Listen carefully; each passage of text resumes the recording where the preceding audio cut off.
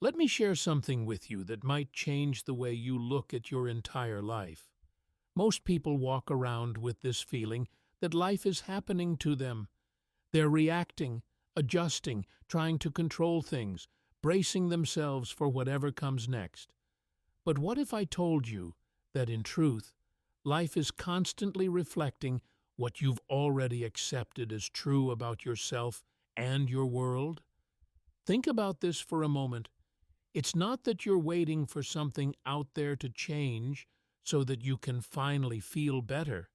It's that your inner state, your assumptions, your beliefs about who you are, what's possible, what you deserve, those things are quietly shaping what shows up for you every single day. Here's what most people don't realize. The moment you let go of the struggle, the moment you stop wrestling with life, and instead decide who you are, what you stand for, and what's meant for you, everything begins to shift. You don't have to chase or force or beg for what's already yours. You simply allow it. You let it go. And you trust. It's already on its way. That's not wishful thinking. That's the law of how reality works. Most people are caught up in reacting, waiting for proof before they believe, needing to see something change before they feel safe. But the real power is in deciding first, in knowing inside yourself, and then letting that certainty set the tone for everything else. Let me explain what's really happening beneath the surface. Every day, most people are running on autopilot. They wake up with the same thoughts, the same worries, the same story about who they are and what their life is. And the world keeps showing them more of what they expect, because that's what they're ready to see. It's not that life is random or that you're unlucky. It's that you're always assuming something about yourself, about what's possible, about what's coming next. And those repeated assumptions, those quiet expectations, are like a signal you're sending out. The universe, if you want to call it that, responds not to what you say you want, but to what you actually believe and expect. Most people don't realize that. They think wanting something is enough. But if, deep down, you're assuming it's not coming, or that you have to struggle for it, or that it's hard for you, then that's what you keep getting. So the question becomes, what are you assuming right now? What are you repeating to yourself over and over? Because that's what's running the show. It's not about hoping or wishing. It's about accepting, deciding, and letting go of the old story. That's when things start to move. Consider this. Your self-identity is the root of everything you experience. The way you see yourself, the story you tell about who you are, sets the tone for how reality responds to you. If you see yourself as someone who's always struggling, who never gets a break, who has to fight for every little thing, then that's the reality that will keep showing up. Not because life is punishing you, but because that's the frequency you're tuned to. You can't outwork your own self-concept. You can't outperform what you fundamentally believe about yourself. The outer results always follow the inner belief. So, if you want to change what's showing up, you don't start by wrestling with circumstances. You start by shifting who you are being. You start by accepting a new idea about yourself, one that isn't based on the past or on what's happened before, but on what you now decide is true for you. The moment you do that, everything begins to reorganize around that new assumption. Life starts to mirror back what you accept and expect. It's not magic.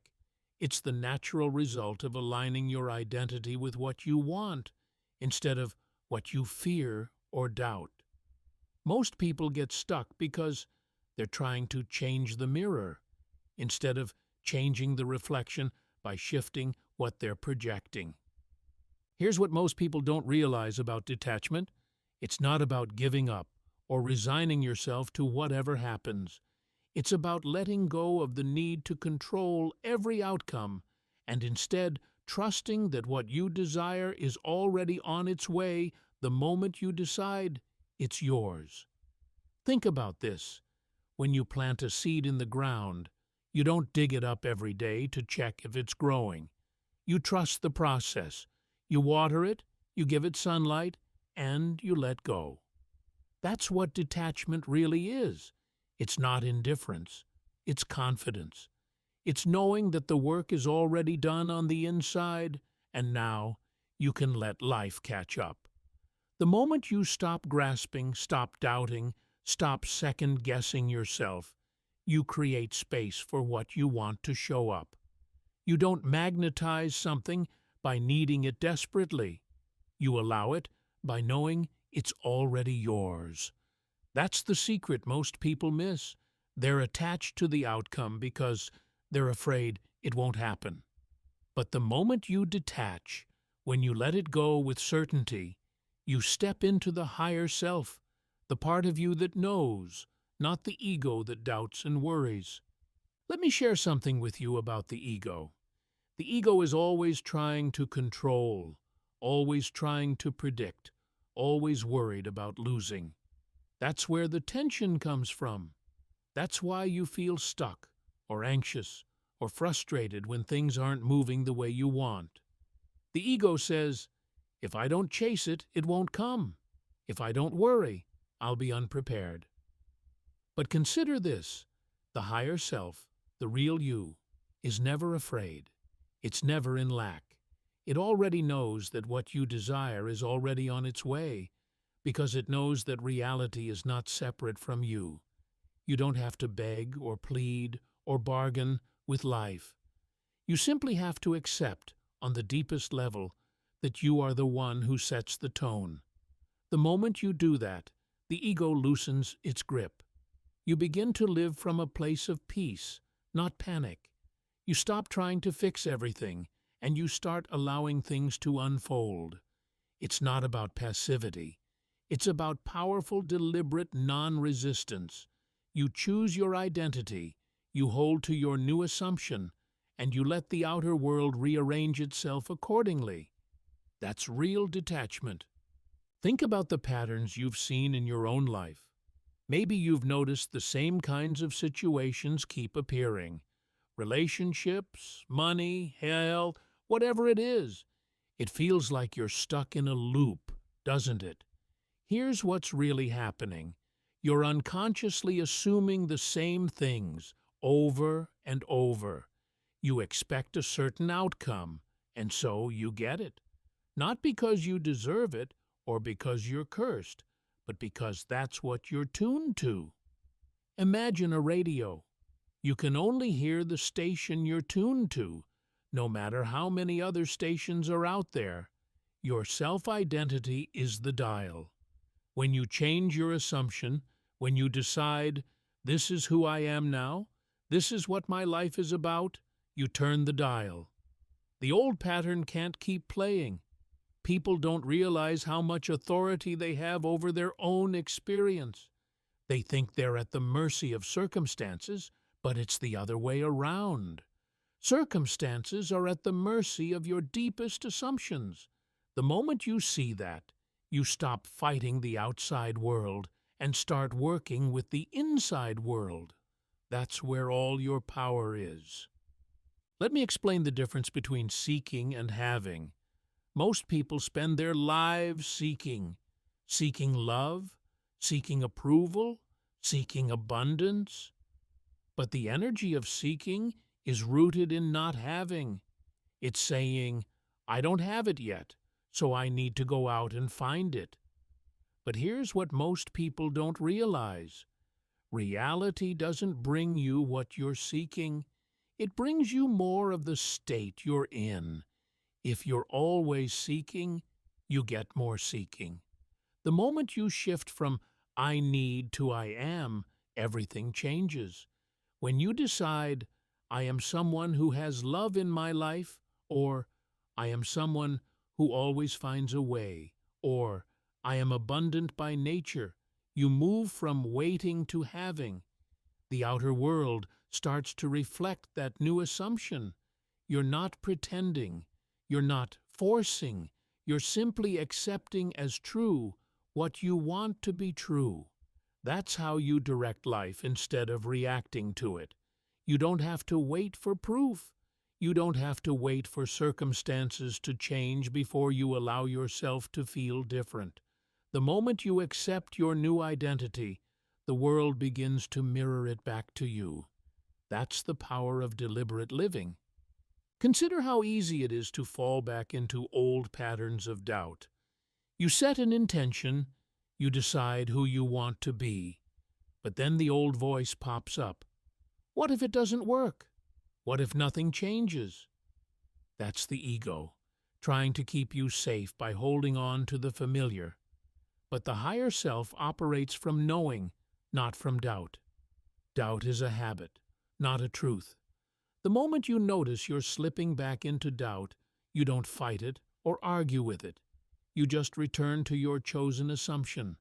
You remind yourself, no, this is who I am now. This is what I accept as true. It's not about suppressing fear or pretending to be positive all the time.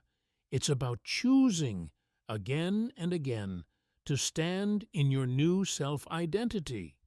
Every time you do that, you weaken the old pattern and strengthen the new one. That's how real change happens. You don't have to be perfect. You just have to be consistent. The moment you catch yourself reacting, you pause, you remember, and you redirect. That's how you move from reacting to choosing, from waiting to deciding. Let me share something practical. Whenever you notice yourself getting anxious about the outcome, about when it's going to happen, or how it's going to show up, that's your cue to let it go. Remind yourself, it's already on its way. The work is done on the inside. Now you let life do the rest. It's like placing an order at a restaurant. You don't keep asking the waiter if the food is coming. You trust that it's being prepared. You relax. You enjoy where you are. The moment you detach from needing to control the outcome, you create space for what you want to arrive, often in ways you couldn't have predicted. You don't have to micromanage the process. You just have to stay true to your chosen identity and allow life to catch up. Most people get in their own way by obsessing over timing or by judging every little sign. But the more you can let go, the faster things tend to work out. Detachment is not about giving up. It's about knowing so deeply that you no longer feel the need to chase. That's when things start showing up with ease. Think about how children approach life. They decide what they want, they imagine it, and then they move on. They don't worry about whether they deserve it or if it's realistic, or if they're asking for too much. They assume the best, and then they let it go. That's what it means to live from your higher self. It's not naive. It's natural. It's only as we get older that we start piling on doubts, fears, and stories about what's not possible. But those stories aren't facts. They're just habits of thought, handed down by other people who were also reacting, not directing. The moment you remember who you really are, before all the conditioning, you reconnect with that simple, powerful ability to accept, intend, and let go. You become a deliberate creator rather than a passive reactor. You don't have to be perfect at this. You just have to be willing to practice it day by day. The more you do, the more you'll notice that life starts to reflect your new assumptions more and more. Consider this. Reality is not something you have to wrestle with. It's a mirror. It reflects back to you what you are consistently accepting as true. If you keep repeating the same story, feeling the same feelings, expecting the same outcomes, that's what the mirror will show you. But the moment you decide to accept something new, to identify with a new version of yourself, the mirror has no choice but to reflect that back. It may not happen overnight. There might be a lag, just like when you turn a ship in the water. But the direction is set. You don't have to keep looking over your shoulder, wondering if it's working. You just keep choosing, keep accepting, keep letting go of the need to see immediate proof. That's where real detachment lives. It's not apathy, it's powerful trust.